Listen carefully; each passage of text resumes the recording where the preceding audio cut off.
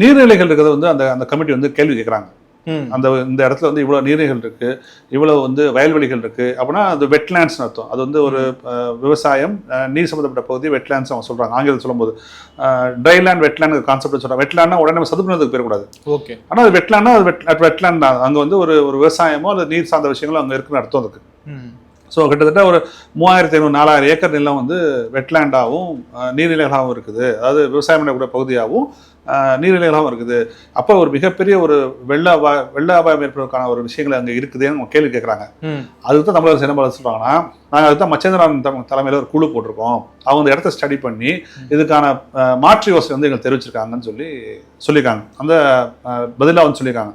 அப்போ நாம் வைக்க வேண்டிய கேள்வி, அவ்வளோ ஒரு முக்கியமான அறிக்கையை தமிழக அரசு ஏன் பொதுவையில் வைக்கவில்லை? நீங்க வந்து பரந்தூர் ஏர்போர்ட் வந்து உங்களுக்கு வேணும், மக்கள்கிட்ட வந்து டிரான்ஸ்பரண்டா நீங்க போகணும்னா நீங்க அந்த அறிக்கையை வந்து வெளியே வைக்கணும்ல.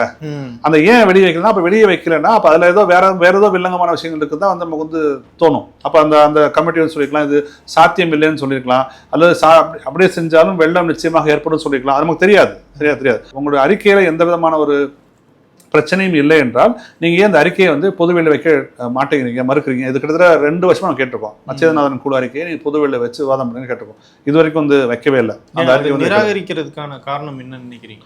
இல்ல, அப்ப வந்து அவங்களுக்கு சங்கடம் ஏற்படுத்தக்கூடிய சில விஷயங்கள் அறிக்கையில் இருக்கலாம். நிச்சயமா. இல்லாட்டி ஏன் வந்து அருணா ஜெகதீசன் அறிக்கையை வந்து ஏன் பொதுவெளியில் வச்சாங்க? அது வந்து போன ஆட்சி நடைபெற்ற அந்த தூத்துக்குடி துப்பாக்கிச்சூடு சம்பவத்துக்காக நியமிக்கப்பட்ட அந்த குழுவோட அறிக்கையை ஏன் பொதுவெளியில் வச்சாங்க அப்படின்னா, இவங்களுக்கு எந்த சங்கடமான இப்பொழுது இருக்கின்ற ஆட்சியாளருக்கு சங்கடமான விஷயமா இல்லை, நல்ல ஓப்பன் இடத்துல வச்சாங்க. ஆனா இப்ப மச்சேந்திரநாதன் குழு அறிக்கையோ இல்லாட்டி திருப்புகழ் குழுவோட அறிக்கையோ நீங்க ஏன் பப்ளிக் ஸ்பேஸ்ல வைக்க மாட்டேங்கிறீங்க அப்படிங்கிற கேள்வி வந்ததுன்னா அப்ப என்ன அர்த்தம்? அந்த அறிக்கையில ஏதோ ஒரு சிக்கலான விஷயம் இருக்குது, உங்களுக்கு ஒவ்வாத ஒரு விஷயம் ஏதோ ஒன்று இருக்குதான் வந்து நம்ம அப்படிதான் வந்து எடுத்துக்கொள்ள முடியும். அப்படி எது இல்லைன்னா நீங்க ஏன் பொதுவெளியில் வைக்கிறது தயங்குறீங்க?